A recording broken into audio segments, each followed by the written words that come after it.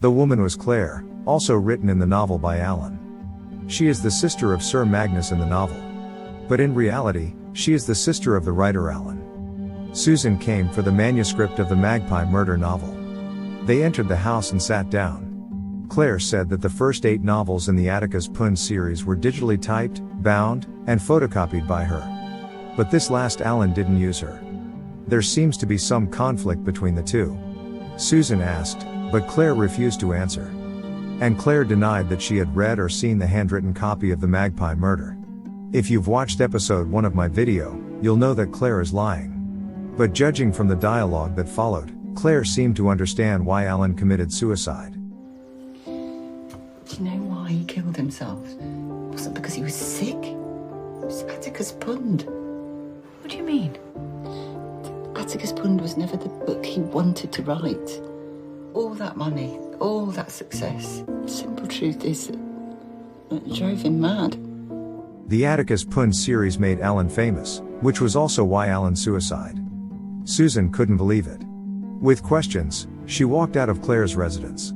As soon as she went out, she met Inspector Locke. Locke did not come to investigate, but Claire once worked in the police station. Perhaps he was comforting Claire out of sympathy. The conversation between Susan and Locke was not pleasant. Locke is angry that Susan questioned his findings, and Susan believes that Locke's anger comes from Alan. Because in the novel, Chubb, based on him, is a stupid and incompetent inspector. Locke also knew Alan before.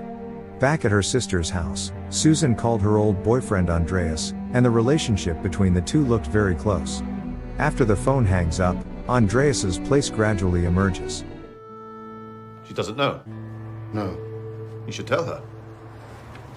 I can't. You will forgive me for saying, Mr. Patakis, that Alan Conway's death could not have been more timely. I was lucky. Here you go. Checks in that. Thank you. In the evening, Susan and her sister chatted about Andreas wanting to bring her back to her hometown, and Susan strongly resisted. She is a very enterprising woman, unwilling to be at ease. When the sister mentioned their father, Susan seemed even more resistant. It appears that there is an unpleasant estrangement between Susan and her father. Susan was going to sleep after being slightly drunk. Facing the light in the corridor, Detective Pünd entered the house. Of course, this is the phantom in Susan's mind. Regarding Alan's death, Pünd gave 3 possibilities, and only these 3 possibilities. The first one, Alan slipped and accidentally fell. It is unreasonable because all information about the Magpie murder has been deleted. There is a third party. The second is suicide. Alan didn't drink alcohol that day and had sleep pills in his hand, so even if he committed suicide, he didn't have to choose this method of death. There was a letter. You were told that it was a suicide letter, and that is how you read it. But if it wasn't an accident, then it wasn't suicide. He argued with his neighbor. He was about to change his will. He insulted his sister. Everyone who read Alan Conway loved him. Everyone who met him did not. So? Just 3 possibilities. Consider the third. Pünd's soul traveled to the bedside of Susan, gave Susan a hint. Perhaps Alan's death was not an accident or suicide. The next day, Susan hurriedly returned to London with the suicide note to discuss with the boss. She believed that the contents of the suicide note did not mean Alan would commit suicide. And his cancer won't give him too long. Suicide is not necessary for Alan. So? So somebody killed him. And don't you see, it's his last novel. And everyone he knew was in it. And that's why the last chapter was taken, because it reveals the secret. The answer's in the book. They came to the conference room, and the company executives who bought the publishing house were waiting for them. But you have his new book. Yes, we're working on it now. And as long as we have the book on the backlist, there's no issue as far as our deal is concerned. Hand in a defective, there is no finale, and no one knows who the murderer is. They were calm on the surface, but they panicked inside. Back to the office, they continued to discuss Alan's death. Susan asked what happened that night the boss and Alan had dinner. Everything was fine that night. Because Alan handed in the first draft that night, the boss specially arranged for a high-end restaurant to reward him. Later, they had a little unpleasantness. The reason was that they discussed the book's title after drinking a little. At that stage, it was all I knew. I liked it from the moment we announced it. The Magpie Murders. Very strong. Magpie Murders. No, I'm sorry? Not the Magpie Murders. Magpie Murders. You know how volatile he could be after a drink or two. Things could have turned quite nasty, except that just then something rather strange happened. After that, a strange thing happened. A waiter suddenly froze when he saw them while serving food. The plate in his hand fell to the ground. Nothing happened after that. After dinner, Alan returned to his London apartment to rest, and the boss went home. Alan took the subway back to Suffolk on Saturday. Speaking of Suffolk, Susan decided to go back there to find the truth. The boss said he hadn't been there for 6 months. This time they will go together and attend Alan's funeral. After returning home in the evening, Susan talked to Andreas about what had happened in the past 2 days. The words revealed an important message. Alan and Andreas had ever been a teacher at the same university. They knew each other, and there seemed to be a story between Andreas and Alan's ex-wife. During the conversation, they discussed Andreas's wish to return to his hometown to open a hotel. His cousin had bought the hotel he liked before, and he just waited for them to return and hand it over. Did his cousin really buy it for him? Do you remember the check that Andreas received before? Susan is still unwilling to compromise, but Andreas has made up his mind. He decided to wait for the end of the semester to resign and return to his hometown to recuperate. Sure enough, they still chatted and finally broke up. With or without me, is that what you're saying?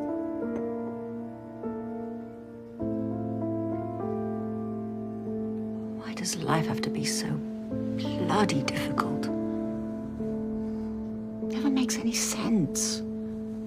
After Andreas left, Susan smoked a cigarette and complained about life.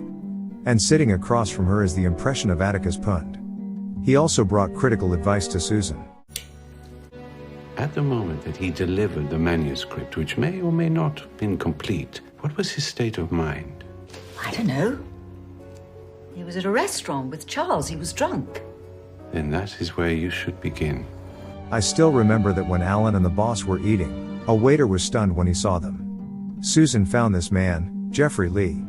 He told Susan that Alan had a writing training class, and they met in the class. Actually, they only met one time. Taking this opportunity, Geoffrey showed Alan the whodunit he had written, and Alan greatly appreciated him. But when Alan's Atticus Pünd Magpie murder trailer was released, Geoffrey was dumbfounded. Isn't this his novel? Not even the title has changed. That's why Geoffrey hated him. He wanted to argue and once sent his original version to Susan's Clover book, but it was no answer. Susan was unaware of the matter, so she asked Geoffrey who was the recipient. Geoffrey said that the recipient was Jemima. She was in charge of copying the first draft of the Magpie murder. Susan asked Geoffrey who was the last murderer of the novel. Geoffrey's answer is the Lady Pie. After Geoffrey agreed to send his version to Susan, Susan hurried back to the company. However, she knew of Jemima's resignation from Alice. Where's Jemima? Well, haven't you heard? She's gone. What do you mean gone? Well, she's handed in her notice. She's left. Do you know why?